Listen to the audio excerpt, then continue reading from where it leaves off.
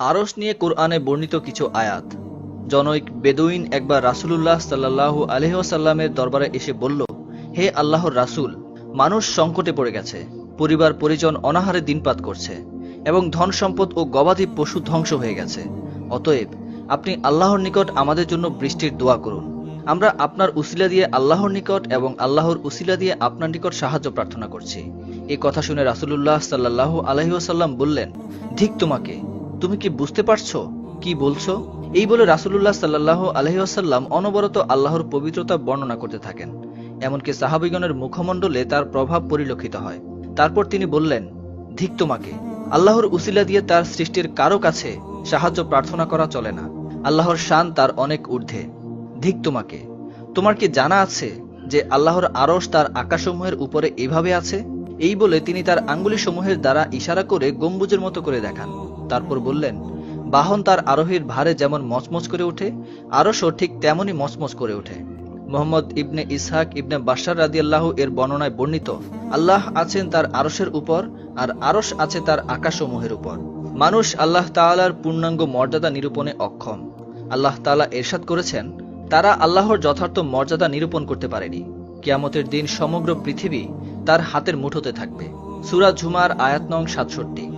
ইবনে মাসুদ রাদিয়াল্লাহু থেকে বর্ণিত আছে, তিনি বলেন, একজন ইহুদি পণ্ডিত রাসূল সাল্লাল্লাহু আলাইহি ওয়াসাল্লাম এর নিকট এসে বলল, হে মুহাম্মদ, আমরা দেখতে পাই যে আল্লাহ তাআলা সমস্ত আকাশমণ্ডলীকে এক আঙ্গুলে, সমস্ত জমিনকে এক আঙ্গুলে, বৃক্ষরাজিকে এক আঙ্গুলে, পানি এক আঙ্গুলে, ভূতলের সমস্ত জিনিস এক আঙ্গুলে এবং সমস্ত সৃষ্টি জগৎকে এক আঙ্গুলে রেখে বলবেন, আমিই সম্রাট। এই কথা শুনে রাসূল সাল্লাল্লাহু আলাইহি ওয়াসাল্লাম ইহুদি পণ্ডিতের কথার সমর্থনে এমনভাবে হেসে দিলেন যে তার দন্ত মোবারক দেখা যাচ্ছিল। সহিহ মুসলিমের হাদিসে বর্ণিত আছে, পাহাড় পর্বত এবং বৃক্ষরাজি এক হাতে থাকবে। তারপর এগুলোকে ঝাঁকুনি দিয়ে তিনি বলবেন, আমি রাজাধিরাজ, আমি আল্লাহ। সহিহ বুখারীর এক বর্ণনায় আছে, সমস্ত আকাশ মণ্ডলীকে এক আঙ্গুলে রাখবেন, পানি এবং ভূতলে যা কিছু আছে তা এক আঙ্গুলে রাখবেন, আরেক আঙ্গুলে রাখবেন সমস্ত সৃষ্টি। বুখারী ও মুসলিম। ইবনে ওমর রাদিয়াল্লাহু তাআলা আনহু থেকে বর্ণিত মারফু হাদিসে আছে, কিয়ামতের দিন আল্লাহ তাআলা সমস্ত আকাশমণ্ডলীকে ভাঁজ করবেন, অতঃপর ৭ তবক জমিনকে ভাঁজ করবেন এবং এগুলোকে বাম হাতে নেবেন। তারপর বলবেন, আমি হচ্ছি রাজাধিরাজ, অত্যাচারীরা কোথায়, অহংকারীরা কোথায়? ইবনে আব্বাস রাদিয়াল্লাহু থেকে বর্ণিত আছে, তিনি বলেন, ৭ তবক আসমান ও জমিন আল্লাহ তাআলার হাতের তালুতে ঠিক যেন তোমাদের কারো হাতে একটা সরিষার দানার মতো। ইবনে জায়েদ বলেন, আমার পিতা আমাকে বলেছেন, রাসূল সাল্লাল্লাহু আলাইহি ওয়াসাল্লাম ইরশাদ করেছেন যে কুরসির মধ্যে সপ্তাকাশের অবস্থান ঠিক যেন একটি ঢালের মধ্যে নিক্ষিপ্ত ৭টি দিরহামের মতো। তিনি বলেন, আবু যর রাদিয়াল্লাহু বলেছেন, আমি রাসূল সাল্লাল্লাহু আলাইহি ওয়াসাল্লামকে এই কথা বলতে শুনেছি যে আরশের মধ্যে কুরসির অবস্থান হচ্ছে ঠিক ভূপৃষ্ঠের কোনো উন্মুক্ত স্থানে পড়ে থাকা একটি আংটির মতো। ইবনে মাসুদ রাদিয়াল্লাহু থেকে বর্ণিত আছে, তিনি বলেন, দুনিয়ার আকাশ এবং এর পরবর্তী আকামের মধ্যে দূরত্ব হচ্ছে ৫০০ বছরের পথ, আর এক আকাশ থেকে অন্য আকাশের দূরত্ব হচ্ছে ৫০০ বছরের। এমনিভাবে সপ্তম আকাশের মধ্যে দূরত্ব হচ্ছে ৫০০ বছরের পথ। একইভাবে কুরসি এবং পানির মাঝখানে দূরত্ব হচ্ছে ৫০০ বছরের। আরশ হচ্ছে পানির উপরে, আর আল্লাহ তাআলা সমাসীন রয়েছেন আরশের উপর। তোমাদের আমলের কোনো কিছুই তার কাছে গোপন নেই। আব্বাস বিন আব্দুল মুত্তালিব রাদিয়াল্লাহু থেকে বর্ণিত আছে, তিনি বলেন, রাসূল সাল্লাল্লাহু আলাইহি ওয়াসাল্লাম ইরশাদ করেছেন, তোমরা কি জানো আসমান ও জমিনের মধ্যে দূরত্ব কত? আমরা বললাম, আল্লাহ ও তার রাসূলই সবচেয়ে ভালো জানেন। তিনি বললেন, আসমান ও জমিনের মাঝে দূরত্ব হচ্ছে ৫০০ বছরের পথ। এক আকাশ থেকে অন্য আকাশের দূরত্ব হচ্ছে ৫০০ বছরের পথ। প্রতিটি আকাশের ঘনত্ব ৫০০ বছরের পথ। সপ্তম আকাশ ও আরশের মাঝখানে রয়েছে একটি সাগর, যার উপরিভাগ ও তলদেশের মাঝে দূরত্ব হচ্ছে আকাশ ও জমিনের মধ্যকার দূরত্বের সমান। আল্লাহ তাআলা এর উপরে সমাসীন রয়েছেন। আদম সন্তানের কোনো কর্মকাণ্ডই তার অজানা নয়। পবিত্র কালামে পাকে আল্লাহর আরশ ও কুরসির কথা এসেছে, কিন্তু এর স্বরূপ ব্যাপ্তি ও প্রসারতা সম্পর্কে তেমন কিছুই বলা হয়নি। সূরা বাকারায় বলা হয়েছে, তার সিংহাসন সমস্ত আসমান ও জমিনকে পরিবেষ্টিত করে আছে, আর সেগুলিকে ধারণ করা তার পক্ষে কঠিন নয়। আরশের কথা এসেছে কোরআনের বেশ কয়েকটি জায়গায়, যেমন, নিশ্চয়ই তোমাদের প্রতিপালক আল্লাহ, তিনি নভমণ্ডল ও ভূমণ্ডল ৬ দিনে সৃষ্টি করেছেন, অতঃপর আরশের উপর অধিষ্ঠিত হয়েছেন। সূরা আল আরাফ আয়াত নং ৫৪, সূরা ইউনূস আয়াত নং ৩। তিনি পরম দয়াময়, আরশের সমাসীন হয়েছেন। সূরা তাহা আয়াত নং ৫। এই আয়াত প্রসঙ্গে তাফসিরে মারিফুল কুরআনে লেখা হয়েছে, আরশের উপর সমাসীন হওয়া সম্পর্কে পূর্ববর্তী বুজুর্গগণের উক্তি হচ্ছে যে এর স্বরূপ ও অবস্থান কারো জানা নেই। এটা মুতাশেবিহাত তথা দুর্বোধ্য বিষয়াদির অন্যতম। এরূপ বিশ্বাস রাখতে হবে যে আরশের উপর সমাসীন হওয়া সত্য। এই অবস্থা আল্লাহর শান অনুযায়ী হবে, জগতের কেউ উপলব্ধি করতে পারবে না। কুরসি বলতে কি বোঝায়? মাওলানা আকরাম খাঁ তার তাফসির গ্রন্থে লিখেছেন, আয়াতে কুরসি শব্দের উল্লেখ আছে। ইহার দুই প্রকার অর্থ হয়, আসন বা জ্ঞান, এবং আব্বাস এখানে জ্ঞান অর্থ গ্রহণ করিয়াছেন, বুখারী, এবং জরির এই মতকে অধিক সঙ্গত বলিয়া স্বীকার করিয়াছেন, তাফসির। যাহারা আসন অর্থ গ্রহণ করিয়াছেন তাহারাও শব্দটাকে নিছক উপমা বলিয়া স্বীকার করিয়াছেন। তাহারা ইহাও স্বীকার করিয়াছেন যে প্রকৃতপক্ষে বাস্তব কোনো আসন নাই, আর তাহার উপর উপবেশনকারীও কেহ নাই। কুরসির ব্যাখ্যা প্রসঙ্গে তাফসিরে মারিফুল কুরআনে লেখা হয়েছে, কুরসি এত বড় যার মধ্যে 7 আকাশ ও জমিন পরিবেষ্টিত হয়েছে। আল্লাহ উঠা বসার স্থান কদর থেকে মুক্ত। এই ধরনের আয়াতকে মানুষের কার্যকলাপ ও আচার আচরণের সাথে তুলনা করা উচিত নয়।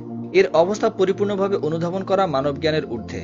আল্লাহর যথার্থ মর্যাদা নিরূপণ করা মানুষের পক্ষে যেমন সম্ভব নয়, তেমনি আরশ ও কুরসির ব্যাপারেও কোনো ধারণা করা মানুষের সাধ্যের সীমাতীত। তবে এই ব্যাপারে রাসূল সাল্লাল্লাহু আলাইহি ওয়াসাল্লাম বলেছেন, তার উপরে ইয়াকিন রাখতে হবে।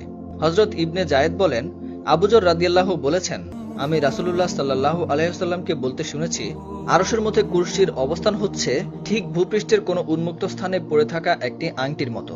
হযরত ইবনে জায়েদ বলেন, আমার পিতা আমাকে বলেছেন, রাসূলুল্লাহ সাল্লাল্লাহু আলাইহি ওয়াসাল্লাম ইরশাদ করেন, কুরসির মধ্যে সপ্তাকাশের অবস্থান ঠিক যেন একটি ঢালের মধ্যে 7টি দিরহামের মতো।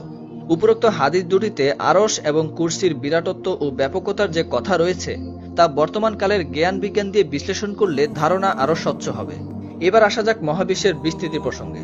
মহাবিশ্বের বিস্তৃতি মানুষের গবেষণালব্ধ জ্ঞানের বাহিরে। ডক্টর হাবল অনুমান করেছেন যে সমগ্র মহাশূন্য প্রায় 100 মিলিয়ন গুণ বেশি। মাউন্ট উইলসনে স্থাপিত আতিকায় দূরবীনে যতটা অংশ দৃশ্যমান হয় তার একটি বড় অংশের সমান। এই দূরবীনে আমাদের নক্ষত্র ব্যবস্থার বাইরে প্রায় 2 বিলিয়ন নেবুলা আবিষ্কৃত হয়েছে। আলোর বেগে সমগ্র বিশ্বলোকের চতুর্দিকে ভ্রমণ করতে সময় লাগবে 1 লক্ষ বিলিয়ন বছর। আমাদের নক্ষত্র জগতের একটি সুদীর্ঘ ব্যাস রয়েছে, যা পরিভ্রমণে আলোর জন্য অন্তত 3 লক্ষ আলোকবর্ষের প্রয়োজন। আমাদের সূর্য সমগ্র ব্যবস্থার কেন্দ্রস্থল থেকে প্রায় 60,000 আলোকবর্ষ দূরে অবস্থান করছে। মহাবিশ্বের বিস্তৃতি অনুমান করা মানুষের পক্ষে অসম্ভব। মহাবিশ্বে বহু সংখ্যক নক্ষত্র এমন যে সেসবের আলো আমাদের পর্যন্ত পৌঁছাতে 50,000 আলোকবর্ষ অতিবাহিত হয়। অনেকগুলো প্রথম সৃষ্টি মুহূর্ত থেকে আমাদের দিকে আলো পাঠাতে শুরু করেছে, কিন্তু এখন পর্যন্ত সেই আলো আমাদের নিকট এসে পৌঁছায়নি। মহাশূন্যে ছায়াপথ পুঞ্জে 19টি ছায়াপথ বিরাজ করছে। এই পর্যন্ত এই সংখ্যায় নির্ধারণ করা সম্ভব হয়েছে। এগুলো মহাশূন্যের যে অংশ দখল করে রয়েছে তার ব্যাসের দৈর্ঘ্য 10 লক্ষ পার্সিক। 1 পার্সিক সমান 19,21,011 মাইল। তার অর্থ স্থানীয় ছায়াপথ সমষ্টি যে ক্ষেত্রটি দখল করে আছে তার ব্যাস 19,21,011 মাইল। আমাদের ছায়াপথ একাই 1,31,011টি নক্ষত্র সামিল করে রেখেছে। আমাদের সৌরজগৎ যে ছায়াপথে অবস্থিত তার বিস্তৃতিও অনেক। আমাদের সৌরজগৎ থেকে ছায়াপথের কেন্দ্রের দূরত্ব 25,000 আলোকবর্ষ। তেমনি ছায়াপথের শেষ প্রান্তের দূরত্ব একইভাবে 25,000 আলোকবর্ষ, অর্থাৎ গোলাকার ছায়াপথের ব্যাস 1 লক্ষ আলোকবর্ষ। ছায়াপথের তুলনায় সৌরজগতের আয়তন গোটা ইউনাইটেড স্টেটের তুলনায় আমেরিকান একটি মুদ্রার সমান। আমাদের এই পৃথিবী যে সৌরলোকে অবস্থিত তা এতই বিরাট ও বিশাল যে উহার কেন্দ্র এই সূর্য আকারে পৃথিবীর তুলনায় 3 লক্ষ গুণ বড়। তার দূরতম গ্রহ নেপচুন সূর্য থেকে অন্তত 279,30,00,000 মাইল দূরে অবস্থিত। আর প্লুটোকে যদি দূরতম নক্ষত্র ধরা হয় তবে তা সূর্য থেকে 460 কোটি মাইল দূরে অবস্থিত। এই বিরাটত্ব ও বিশালতা সত্ত্বেও এই সৌরলোক আরো অনেক বড় ছায়াপথের একটি ক্ষুদ্র অংশ ছাড়া কিছুই নয়। যে ছায়াপথে আমাদের এই সৌরলোক অবস্থিত তাতে প্রায় 300 কোটি সূর্য রয়েছে। এর নিকটতর সূর্য আমাদের এই পৃথিবী হতে এতখানি দূরে অবস্থিত যে তার আলো এখানে পৌঁছতে 4 কোটি বছর অতিবাহিত হয়। বলা বাহুল্য এই ছায়াপথই সমগ্র বিশ্বলোক নয়। বর্তমানকালের পর্যবেক্ষণের ভিত্তিতে অনুমান করা হয়েছে যে এটি প্রায় 20 লক্ষ নীহারিকা পুঞ্জের মধ্যে একটি মাত্র। তন্মধ্যে নিকটবর্তী নীহারিকা আমাদের থেকে এত বেশি দূরত্বে অবস্থিত যে তার আলো 10 লক্ষ বছরে আমাদের এই জমিনে এসে পৌঁছে। আর দূরবর্তী যেসব গ্রহ উপগ্রহ আমাদের বর্তমান যন্ত্রপাতিতে ধরা পড়ে তার আলো পৃথিবীতে পৌঁছাতে 10 কোটি বছর প্রয়োজন। সবচাইতে দূরের ছায়াপথের দূরত্ব 1320 কোটি আলোকবর্ষ। নাসার বিজ্ঞানীরা এটিকেই সবচেয়ে দূরের গ্যালাক্সি বলে নিশ্চিত করেছেন। যুক্তরাষ্ট্রের জন হপকিন্স ইউনিভার্সিটির পদার্থবিজ্ঞান ও জ্যোতির্বিদ্যা বিভাগের অধ্যাপক উইজেন বলেন, আমাদের খুঁজে পাওয়া এটিই হচ্ছে সবচেয়ে দূরের গ্যালাক্সি। বিজ্ঞানের এসব তথ্য সামনে থাকার পর রাসূল সাল্লাল্লাহু আলাইহি ওয়াসাল্লাম কর্তৃক প্রদত্ত আরশ ও কুরসির বিরাটত্ব সম্পর্কে ধারণা ঈমানের জন্য অধিকতর সহায়ক হবে আশা করি। রাসূল সাল্লাল্লাহু আলাইহি ওয়াসাল্লাম যে খবর দিয়েছেন তা বিজ্ঞানের অগ্রযাত্রার সাথে সাথে অধিকতর স্বচ্ছ হয়ে উঠবে। তাই মুসলমান বিজ্ঞানীদের উচিত আল্লাহর সৃষ্টি জগৎ সম্পর্কে অধিকতরভাবে গবেষণা চালিয়ে যাওয়া।